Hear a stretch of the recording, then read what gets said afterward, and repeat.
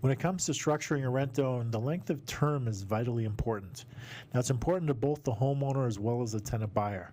Now, typically the homeowner is locked into a mortgage term, and they'd like to coordinate the end of the term with their mortgage renewal.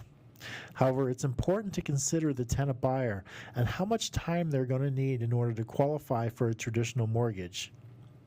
Now, typically rent-to-owns run anywhere from 1 to 5 years. However, there have been some longer ones, and there have been some shorter ones as well.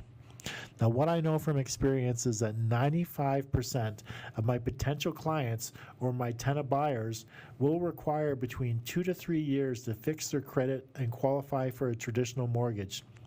Now, that only leaves a very small percentage of people who are going to qualify needing less than 2 years or more than 3 years. As a company, we generally set terms with the owner for 3 years, knowing that when we market the property, our potential tenant buyer pool contains 95% of the people who want to get into a rent-to-own. So we have a better chance of filling the home and setting everyone up for success. Now, if the owner has less than 3 years left on their mortgage, we just ask them to renew when time comes and get a term that's going to close right at the end of the term of the rent-to-own. So it's coordinated and it happens right at the same time. Now, if, for example, they have 4 years left on a mortgage and we get a client for a 3-year term, then there's still going to be 1 year left on the mortgage at the time the tenant buyer purchases the home. Now, the payout penalty for the mortgage for that 1 year is minimal compared to them selling today and having 4 years left on the mortgage. Now, also, they're generally selling the home in the future at a much higher price than today, plus they're going to benefit from 3 years of mortgage paydown. So those two things combined generally means the homeowner is going to make between $30,000 and $60,000 more put in their pocket. So I'd easily give up a few grand at the end for a payout penalty to make an extra $30,000 to $60,000.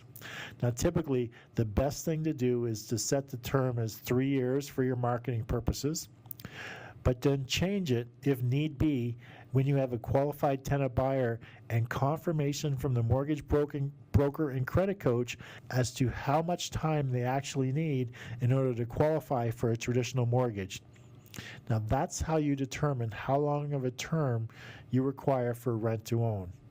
Typically, you're going to set it for 3 years for marketing purposes to cast a wide net. And once you get the qualified individual and they've gone through the process of meeting the credit coach and the mortgage broker, and they give you the length of term that they're going to be able to qualify for a traditional mortgage, then you can adjust the term of your rent-to-own to fit with their schedule of being able to qualify for a traditional mortgage.